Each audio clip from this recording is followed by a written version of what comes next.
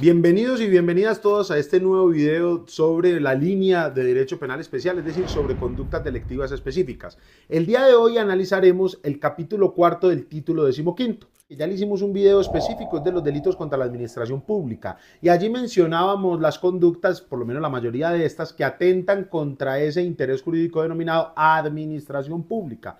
Decíamos que era un servidor público, que era la administración pública, cuál es la forma orgánica, cuál es la forma subjetiva y cuál es la forma funcional de entenderla, y definíamos, por ejemplo, qué es un servidor público a voces del artículo 20, las distintas problemáticas que allí están, y hablábamos de las múltiples conductas, del peculado, de los delitos tributarios, de las conductas de los abusos de autoridad, etcétera, y entre todas estas mencionábamos específicamente este capítulo cuarto, que es de la celebración indebida de contratos. Sin embargo, en esa oportunidad no podíamos desmenuzar cada una de las 4 conductas que allí se integran porque no era el objeto específico. Por tal motivo, muchos nos solicitaron que hiciéramos un video específico sobre esta materia y así lo haremos y así lo seguiremos haciendo sobre otras conductas delictivas. Cuando vamos a este capítulo cuarto denominado de la celebración indebida de contratos, vamos a encontrar ya agrupadas 4 conductas delictivas. Las 3 primeras van a tener varios factores en común, hacen parte como de un modelo clásico del derecho penal y son conductas que algunas de ellas se encuentran incluso tipificadas desde el Código Penal de 1936. Nos referimos al interés indebido en la celebración de contratos. Sin embargo, va a haber un cuarto delito allí contemplado, que es el acuerdo restrictivo de la libre competencia, el cual va a meritar otros debates, se encuentra allí un poquito desubicado, hay unas críticas muy consistentes en contra de su ubicación como delito que afecta a la administración pública, pronunciadas principalmente por el profesor Jaime Lombana, y ha sido defendido por alguna de las personas que colaboraron en su redacción, que es el profesor Fabio Umar. Casualmente, cuando estábamos enfrentando la pandemia hace 3 años, es decir, este video lo grabamos en el 2023 y para el año 2020, junto con el Colegio de Abogados Penalistas de Colombia, hicimos unas jornadas de capacitación y dentro de estas jornadas, uno de los invitados, y se encuentra su video aquí en el canal, fue el profesor Fabio Umar, quien fue uno de los que colaboró en la redacción de este delito y tiene aquí una charla bastante específica que pueden encontrar, que les recomiendo consultar y que además ha servido de referente para algunas de las reflexiones que aquí haremos, sin pretender sustituirlas, porque además él es una verdadera autoridad en ese tema, ha continuado participando en múltiples discusiones sobre ese delito y nadie mejor que él para obtener de primera mano esa información. Nos referimos entonces al capítulo cuarto de la celebración indebida de contratos dentro del título 15 de los delitos contra la administración pública. Comencemos. La primera conducta allí contemplada se encuentra en el artículo 408, violación del régimen legal o constitucional de inhabilidades e incompatibilidades. Este delito básicamente establece que el servidor público que participe de la tramitación, aprobación o celebración de un contrato estatal con vulneración de las inhabilidades e incompatibilidades y de lo sobre ellas consignado en la Constitución y en la ley, incurrirá en prisión de 64 a 216 meses. En los otros 2 delitos no volveremos a mencionar la pena porque es la misma. 64 a 216 meses es tanto la pena para el artículo 408 como para el 409 como para el 410. Volviendo al artículo 408, debemos establecer claramente qué es un servidor público, pero para ello no nos vamos a enfrascar en la discusión. Pueden ir al video sobre delitos contra la administración pública o podemos acudir rápidamente al artículo 20 de nuestro Código Penal, en el cual se establece que servidor público es cualquier persona adscrita o no a una entidad pública, pero la característica esencial es que esté en ejercicio de la función pública. Es decir, que esté ejerciendo esa actividad del Estado que tiene por objeto la realización de sus fines en cuanto requieren de ejecución práctica. Para cada caso concreto, desde este punto de vista funcional, debemos verificar si la persona ante la cual estamos está o no ejerciendo función pública. Si la está ejerciendo, es servidor público y en tal sentido es destinatario de estas conductas delictivas. Entonces, el servidor público que participe de la tramitación, aprobación o celebración de un contrato con vulneración del régimen de inhabilidades e incompatibilidades establecido en la Constitución o establecido en la ley. Este es un tipo penal en blanco. Digamos que la expresión tipo penal en blanco a veces hace un poco de ruido. Lo que está en blanco es la ley penal. El tipo penal no debe estar en blanco, sino que es el resultado del llenado que se le hace a la ley penal. Para cada caso concreto, esa ley penal que se encuentra en blanco, es decir, que algunos de sus elementos no se encuentran debidamente establecidos, deberá ser llenada claramente y el fiscal tiene la carga de establecer cuáles son las normas, cuáles son esas leyes específicas con las que se llena el sentido de esa ley penal, porque el tipo penal en realidad nunca puede estar en blanco, siempre tiene que estar lleno en su sentido gramatical y normativo. Entonces se trata de una ley penal especial en blanco. Con esto los penalistas queremos decir que su sentido no puede ser únicamente consultado en la ley penal, sino que debemos ir a otras normativas. ¿Cuáles son esas normativas a las que debemos ir? A la Constitución y a la ley. Y observar allí o buscar allí cuáles son las inhabilidades e incompatibilidades que tienen los diversos servidores públicos o quienes aspiran a hacerlo y poder de ahí extraer los elementos para que el tipo penal esté completo en su sentido. Resulta importante diferenciar o intentar diferenciar con precisión qué es una inhabilidad y qué es una incompatibilidad en esta materia. Las inhabilidades son previas y son imposibilidades que le impiden al sujeto acceder a la función pública o suscribir un contrato o aspirar a unas elecciones o participar de un proceso contractual de naturaleza pública. Es decir, la inhabilidad me impide ser servidor público, me impide ser contratista del Estado, me impide ser aspirante a un cargo de elección popular. Mientras que la incompatibilidad no es previa al ejercicio del cargo, sino concomitante, y lo que me impide es hacer. Es decir, yo como servidor público no puedo hacer esto, y a eso se le conoce como incompatibilidad. Y se dirige principalmente a tres factores: la conveniencia pública, la transparencia en la función del Estado y la debida gestión de lo público. Entonces, para diferenciarlo un poco, mientras en la inhabilidad, yo que todavía no soy servidor público, no puedo volverme uno por la inhabilidad que tengo, en la incompatibilidad, yo que ya soy servidor público, tengo unos límites a mi quehacer, tengo unos límites que me impiden hacer lo que yo quisiera y son estos tres que hemos mencionado brevemente. Hay dos clases de inhabilidades, son inhabilidades personales e inhabilidades sancionatorias. ¿Cuáles son esas inhabilidades personales? Son los límites para aspirar a un cargo de elección popular o al ejercicio de una función o a aspirar a ser contratista del Estado que están dados, por ejemplo, por mi parentesco.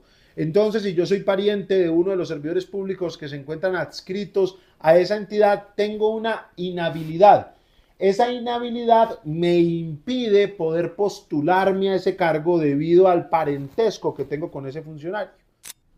Entonces, la inhabilidad me impide acceder a la función pública, mientras que la incompatibilidad me impide ejercer dentro de la función pública un acto específico por los límites que hemos mencionado brevemente. Sin embargo, diferenciarlas resulta esencial, por más parecido que parezca, porque la Fiscalía tiene la carga de, cuando me imputa o me acusa, establecer claramente si yo estoy vulnerando una inhabilidad o una incompatibilidad y cuál es la norma en la cual se encuentra esta. Sobre las etapas que son tramitación, aprobación o celebración, tenemos que establecer varias cosas. Lo primero es que la tramitación, cuando nosotros vamos a la contratación pública y empezamos a buscar dentro de la Ley 80 de 1993 y las distintas normas que regulan la contratación estatal, no vamos a encontrar una etapa que se denomine tramitación.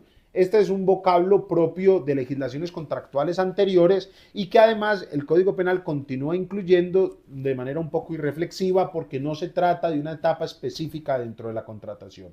¿A qué se podría asemejar esta expresión? Pues a toda la etapa precontractual que tiene lugar en ciertos contratos. Sin embargo, en materia penal opera un principio de estricta tipicidad, lo que quiere decir que el comportamiento por el cual se me va a castigar tiene que estar claramente establecido en la ley, tiene que estar de manera expresa y tiene que encajar de manera adecuada, siendo infortunada, inadecuada, irreprochable cualquier analogía contraria a los intereses de la persona que va a ser judicializada por ese tipo penal específico. La aprobación es también problemática porque resulta que la aprobación expresamente aparece en nuestras normativas administrativas específicamente en dos oportunidades. Cuando se aprueba el contrato en el SECOP 2, que es la plataforma en la cual se deben cargar los procesos contractuales en Colombia, y también aparece la aprobación de las garantías que debe tener el contrato. Sin embargo, la aprobación podría entenderse desde este punto de vista como la etapa o el acto a través del cual se adjudica el contrato a cierta persona específica. Ahora, la celebración sí resulta un poco más clara y es el acto de suscripción del contrato. Sin embargo, no está ajena a ninguna polémica porque, por ejemplo, en el contrato electrónico, por expresa disposición normativa, no se suscribe el contrato, sino que cuando se carga el SECOP se entiende suscrito. Entonces ahí tampoco sería tan pacífica la aplicación de esta conducta. Resulta entonces que el artículo 408 de la violación del régimen legal o constitucional debemos consultar lo establecido en la Constitución y lo establecido en la ley, tanto como impedimento para acceder a la función, a lo que llamamos inhabilidad, o para ejercer la función, lo que llamamos incompatibilidad. Y se puede producir en la etapa precontractual o en la propia suscripción del contrato. Esta conducta entonces no se puede cometer durante la ejecución del contrato ni al momento de su liquidación. En otras palabras, cuando yo intervengo en la ejecución de un contrato en el que participa alguien respecto del cual tengo una incompatibilidad o ese alguien tiene una inhabilidad, no puedo cometer este delito porque la etapa se encuentra claramente establecida en la suscripción del contrato y en las etapas previas, a las que de manera un poco heterodoxa nuestro Código Penal denomina tramitación y aprobación, pero que podríamos asemejar a la etapa precontractual, y así lo ha hecho la Corte Suprema de Justicia en su sala penal. Sin embargo, durante la ejecución del contrato y al momento de su liquidación, esta conducta quedaría atípica. Eso es muy importante diferenciarlo porque no podemos crear terceros tipos penales como en ocasiones por una mala práctica se hace, es decir, juntar la etapa de uno con el verbo rector de otro, con los elementos normativos del otro y crear un Frankenstein jurídico penal en el cual a uno lo sancionan como con una juntura de normas, lo cual sí se podría realizar mutatis mutandis en el proceso disciplinario, pues recordemos que las faltas disciplinarias son de textura abierta, entonces uno va de un artículo y coge la conducta, de otro coge la modalidad, de otro coge la sanción, coge la modalidad subjetiva también, valora todo esto, hace una mezcla de las distintas normas que orientan la actividad y crea una falta disciplinaria ajustada a un mosaico de posibilidades. En materia penal, no, porque somos un sistema de números cerrados en el cual el tipo que se le adjudica al ciudadano, que se le imputa, que se le atribuye al ciudadano, tiene que ser compatible con las distintas características de su conducta, sin que se puedan crear terceros tipos penales en perjuicio suyo. Por su parte, el artículo 409 habla del interés indebido en la celebración de contrato. Sin embargo, no están en la celebración de contratos, ya lo vamos a aclarar. Este artículo 409, como lo dijimos, tiene la pena de 64 a 216 meses y también está dirigido al servidor público, teniendo por servidor público lo que hemos mencionado de acuerdo al artículo 20 de nuestro Código Penal o teoría funcional. Esta conducta consiste en que el servidor público se interesa en provecho suyo o de un tercero de un contrato, sin establecer claramente la etapa contractual a la que se refiere, u operación, entendiendo por operación el acto a través del cual la administración ejecuta lo que se habría contratado o lo que se habría ordenado en un acto. Entonces, el servidor público en provecho propio o de un tercero se interesa en un contrato u operación, pero ese interés tiene varias características que ya vamos a ver. Y tiene que ser por razón o con ocasión de su cargo. Esto es muy importante establecerlo. Para que se pueda cometer este delito, tiene que ser que el interés tenga relación con la función que está desempeñando el servidor público, por la teoría funcional a la que se adscribe en materia de delitos contra la administración nuestro Código Penal. Pero es muy importante aquí determinar es el interés. ¿Qué es un interés? Un interés es una inclinación que tengo hacia algo por considerarlo valioso o porque esto me reputa un beneficio a mí o le reputa un beneficio a alguien. Sin embargo, dentro de la administración pública es válido que los servidores públicos se interesen en los contratos y en sus operaciones. Y de hecho, eso va en consonancia con el ejercicio de la función pública. El ordenamiento jurídico tiene claro que yo me puedo interesar. Lo que aquí hace que esto sea delictual es el motivo fundamental de mi interés, el cual tiene que ser, según la Corte Suprema de Justicia, mezquino, arbitrario e individualista, y no puede estar al paralelo con el bien superior de la administración. Y aquí es muy importante, para poder analizar la antijuridicidad material, verificar si ese interés afectó o no la administración pública. Por ejemplo, si yo me intereso en una operación contractual o me intereso en un contrato en el que además concurre el interés público y en el que además ese acto se hubiese realizado con o sin mi participación, pues no podría configurar la lesión al bien jurídico en tanto y en cuanto esto no se trata de un régimen disciplinario. En los regímenes disciplinarios yo castigo la función por la función, es decir, yo verifico es que el sujeto ha ofendido sus deberes funcionales y que ello causó lo que se conoce en materia disciplinaria como una ilicitud sustancial. Dicho de otra manera, yo rompí los deberes que tenía.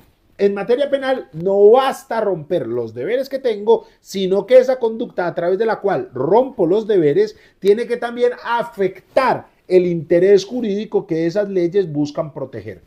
Entonces, si, por ejemplo, yo realizo un acto que podría tener un interés, pero al mismo tiempo está el interés de la administración, el cual no se está soslayando o dañando, y el acto se hubiese producido con o sin mi aquiescencia, y además se está respetando el interés superior de la comunidad, yo no estaría cometiendo el interés indebido en la celebración del contrato, aun cuando me esté interesando indebidamente.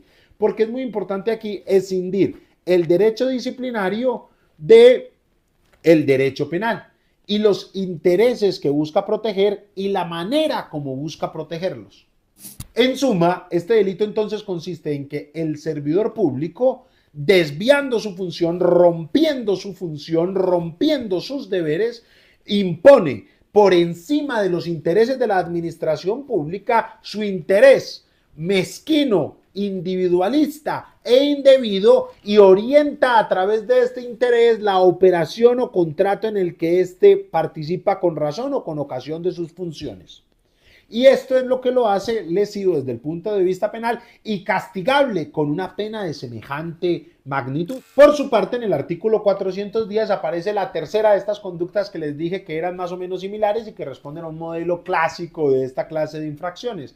Y se trata de, y es la más polémica creo yo, el contrato sin el lleno de los requisitos legales. Este consiste en el servidor público que tramite, celebre o liquide. Aquí es muy importante observar cómo el legislador sí estableció claramente estas tres etapas.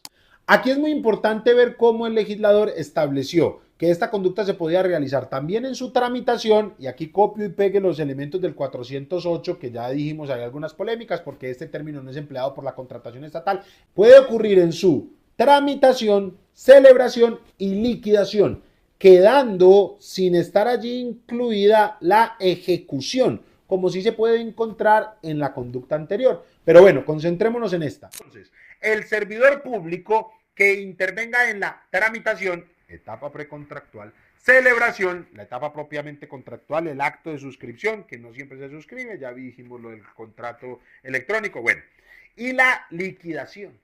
Vemos aquí la precisión con la que se incluyen estas tres etapas y estos actos.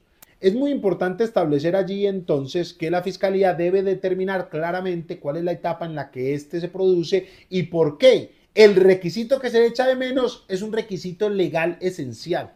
Aquí es muy importante ver que este es un tipo penal o una ley penal mejor de textura superabierta, como lo diría Juan Fernández Carrasquilla y como se diría también en el Manual de Derecho Penal Especial del Externado de Colombia. ¿Qué quiere decir que es superabierto? Que no me está diciendo a qué normativa tengo que ir y no está evidentemente clara, a punto que haya una gran discusión sobre qué es un requisito legal esencial y qué no. Para esto debemos acudir a las leyes sobre la materia en contratación estatal, pero también a las leyes civiles, por ejemplo, cuando nos dicen que un contrato debe tener sujeto, objeto y causa, y que también tiene que haber sobre todos estos una legalidad.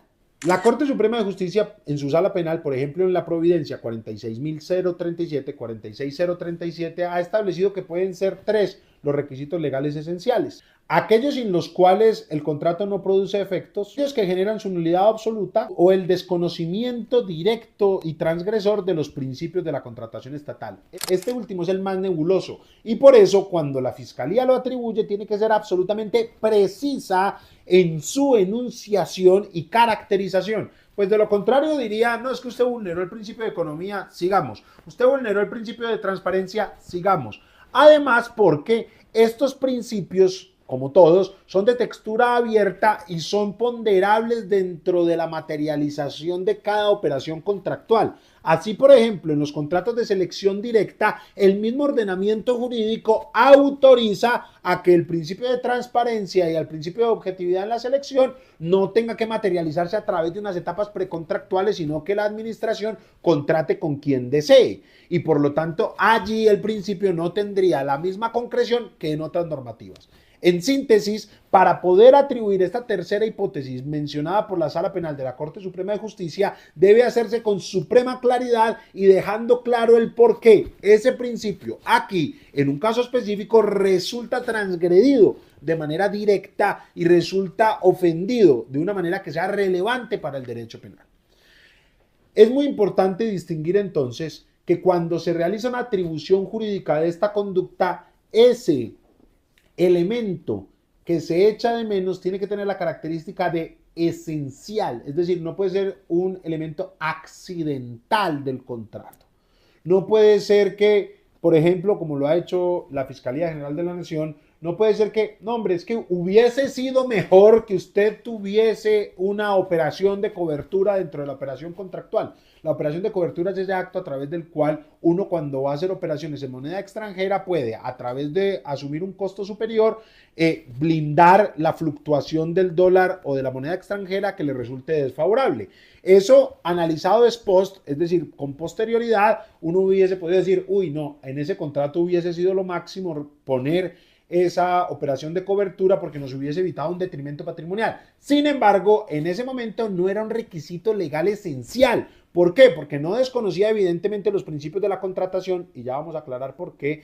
No le genera una nulidad absoluta y no es un requisito que genere que este contrato ya no produzca efecto. Ahora, respecto a los principios dirán, pero es que eso vulnera un principio de protección del patrimonio público y el principio de economía que busca la protección del Estado. Sí, pero es que analizado después eso es muy fácil, pero analícelo ex ante. En ese momento era válido afirmar que el dólar iba a fluctuar de X o Y manera. Ahora, supóngase que viajáramos en el tiempo, fuéramos a ese momento y suscribiéramos el contrato e hiciésemos la operación de cobertura y que el dólar en vez de subir baje y por lo tanto la operación de cobertura hubiese hecho que yo termine pagando más de lo que hubiese pagado si no la hubiese hecho. Entonces, ¿qué hubiesen dicho? Que por haber hecho esa operación adicional, el patrimonio del Estado resultó vulnerado y entonces esta operación resultaba ser la vulneración también de un principio de la contratación.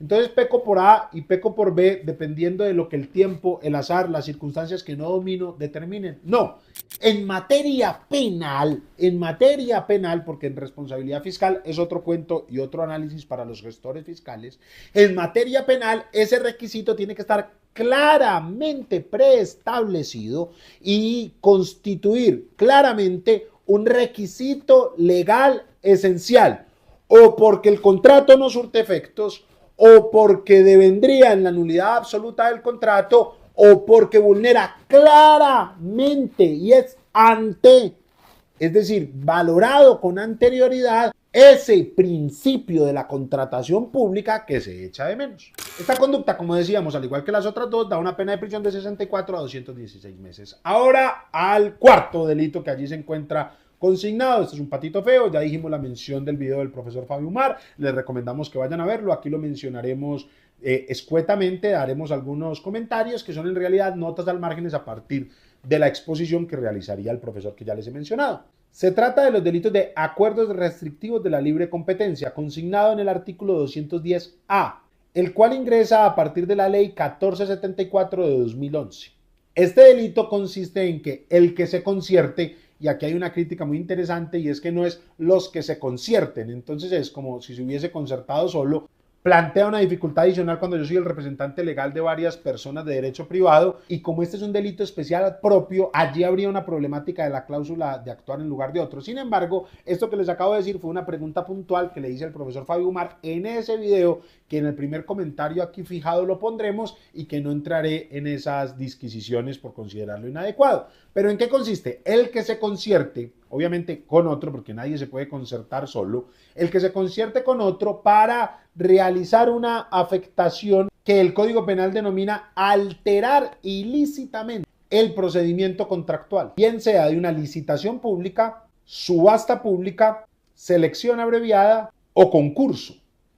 Entonces, por ejemplo, usted y yo nos vamos para una subasta, una subasta inversa en la cual va a ganar el que menos ofrezca dinero. Y nos ponemos de acuerdo para ofrecer un poquito más. Y yo le digo, venga, tirémosla por arriba, porque si tiramos esto a los precios reales, no nos va a salir bien. Entonces, tirémosla por arriba usted y yo cuando me la gane le doy a usted un porcentaje de esto que logré haber ganado.